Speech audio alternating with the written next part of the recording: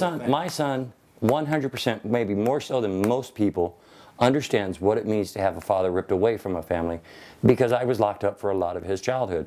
Granted, my son's no angel. He did have a scrape with the law, but he showed up for every court date.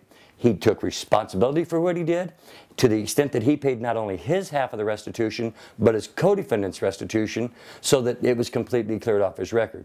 If anybody looks at my son's true history, and not just this little blurb that the news channels are shooting out of him being this gun-toting, redneck hillbilly, law-hating, whatever, if you take a minute and truly look at my son's life, you will understand that there is no way possible that my son could do anything like this.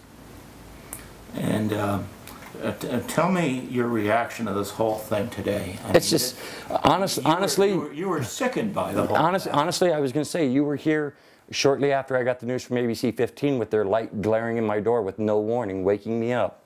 And I literally vomited. Because, A, I don't believe it. B, to be woken up like that is just outrageous. I don't know how anybody would handle it other than to be physically ill, which I was. And, you know... So you were shocked, basically. Yeah, I can't even fathom it. And is there anything that you can do for your son at this point? Other than to let DPS, who, excuse my wording here, but due to public pressure, has rushed once again to make an arrest and grab any thread of anything they can to try and put something together to appease the public and the governor and the powers that be. It baffles the mind as to how they're working. Until they get done with their questioning him, as they call it, questioning, which, you know, interrogating him, whatever you want to call it, without a lawyer, because I'm sure they don't have a public defender available. They haven't contacted any of his family to ask us if we have a family lawyer for him. So I'm sure they're trying to interrogate him without presence of legal counsel. He hasn't even been booked, so he doesn't have a bond. So how long are they going to hold him in interrogation before they charge him and make him bondable, so that we can get him proper legal counsel? We will be there for him. We will be there to support him 100%. If I have to, I'll stop going to school and stop my school payments to make sure he's got a lawyer.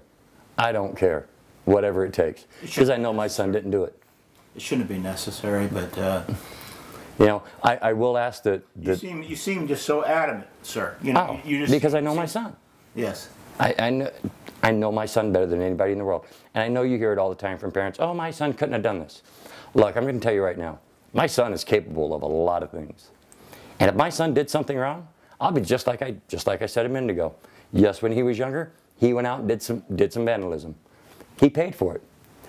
First one to turn him in was my mother. Because that's what we do. If you're right, we're there for you. If you've done something wrong, stand up, take your medicine, and pay the consequences.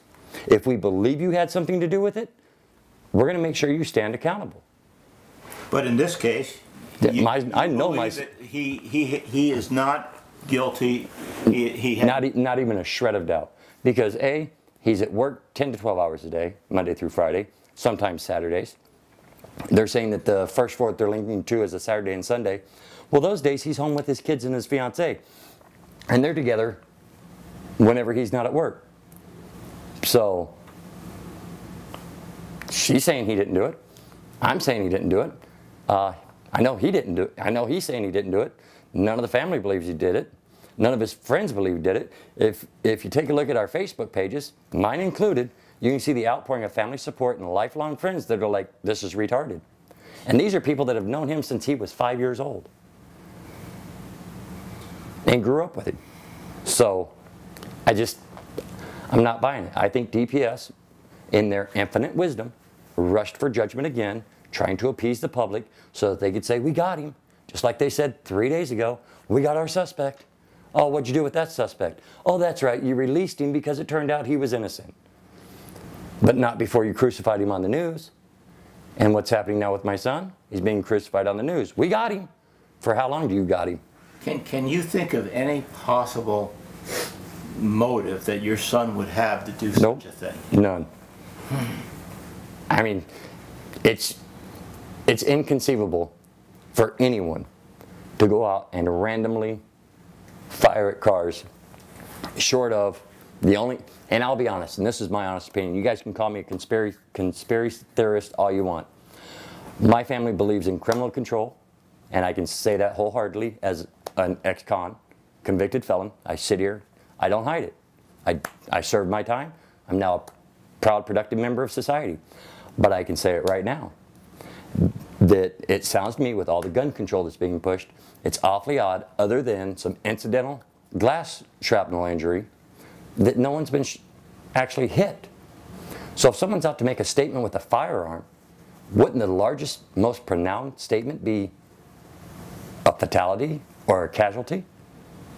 Unless you're looking for gun control in one of the most gun-free states in the Union. Think about it, Arizona is still the Wild West when it comes to gun control.